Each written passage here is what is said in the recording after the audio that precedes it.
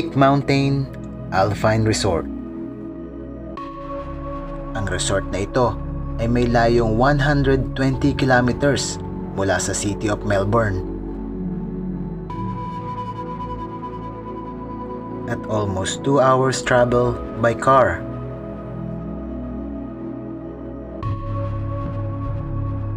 At matatagpuan sa Northeast Country of Marysville.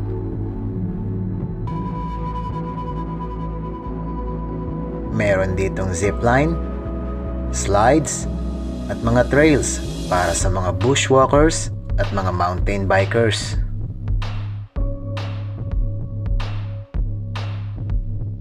Ngunit sa kabila ng ganda nito sa kasalukuyan, ay mayroon itong madilim na nakaraan dahil sa matinding bushfires na nangyari noong taong 2009.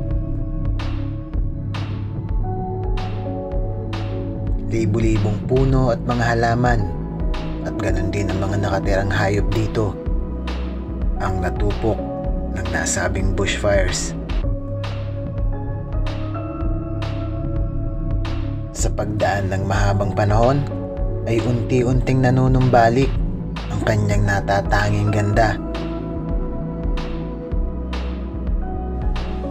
at naging mas maingat din ang kinauukulan para hindi na muling mangyari pa ang dilubyo ng nakaraan. Bukod sa bushwalking at mountain biking tuwing summer, ay pwede rin itong puntahan kapag winter.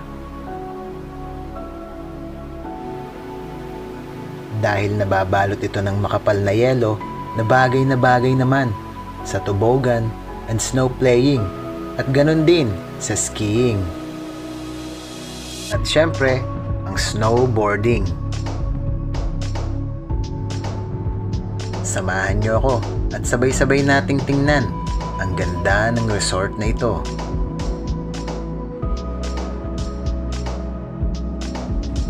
Good day guys, welcome sa ating new video.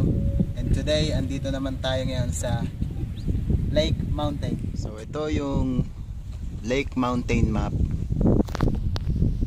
At may iba-iba siyang trail. So meron summit walk, mountain bike, flying fox. So ito yung way papunta sa Lake Mountain Summit at Summit Look Walk, flying fox. Dito naman makikita natin dito yung Toboggan Run. Itong daan na to. At guys, pansinin nyo mabuti, imbes na green yung makikita natin, puro mga patay na puno. So possibly, or isa to sa mga bundok na nagkaroon ng bushfires. Yan. Napakalawak po ng sakop ng mga puno na namatay.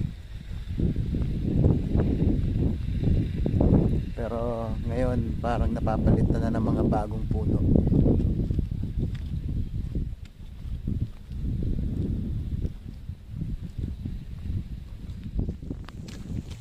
Lalakad muna tayo para mapuntahan natin yung Lake Mountain Summit.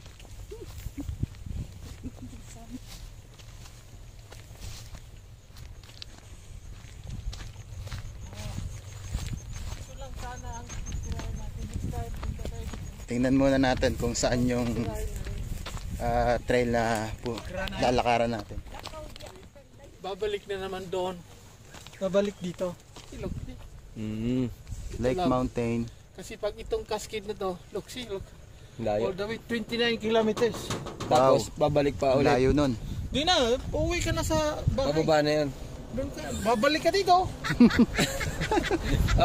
Hindi, pababa na yun. So alin kuya yung ating trail? Sa summit tayo. Okay. Let's go.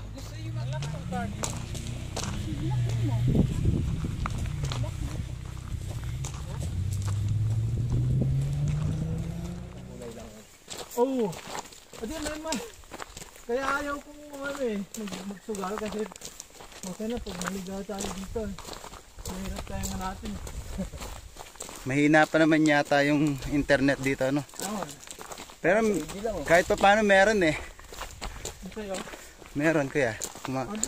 May pumapasok na message eh. Sa cellphone ko ata may problema.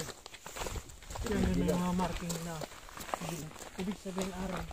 Dito. Wala na, alamin mo yung mga ano dun. Sandy. Pero kung mawala ka, mayroon kang cellphone, mahanap ko talaga sa location mo.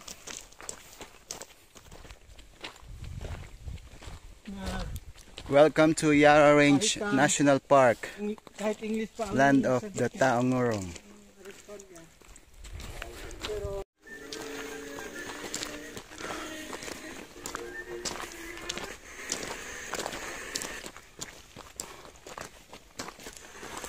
Okay.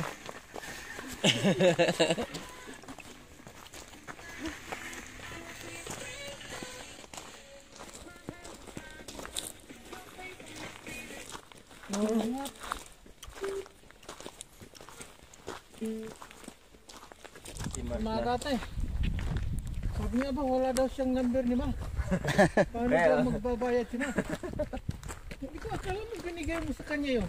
Transfer ko na lang sa kanya. Okay, i-withdraw ko na lang, tas kakash ko na lang.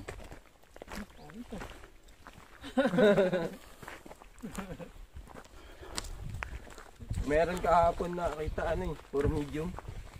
Mayroon akong tiningnan na specialized Filipino may-ari. Yung gabi na yon, Nakuha may din. pumunta nakuha. Ah, 1.6. sayang.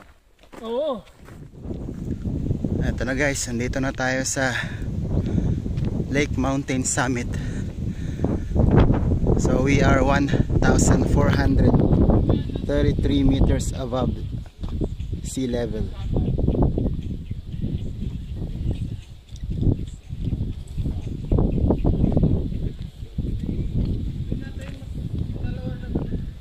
Gan ang trail na no, Cascade Road.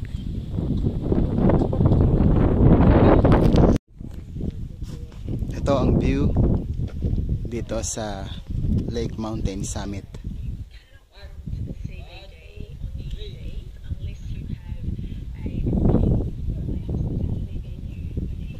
Breathtaking views.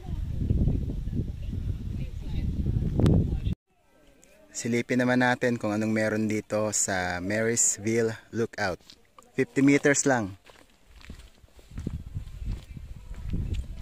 Walked out of her hotel over the weekend after making a number of social media posts about her intentions to leave.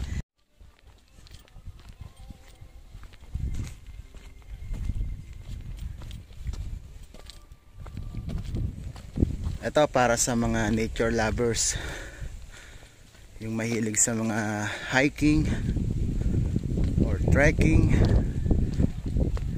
Ayan.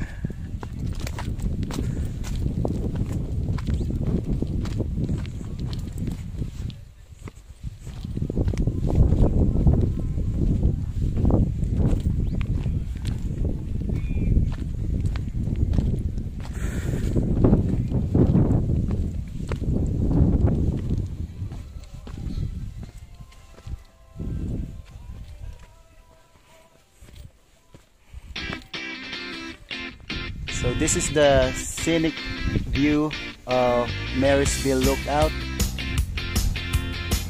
This is so amazing, man. Fantastic.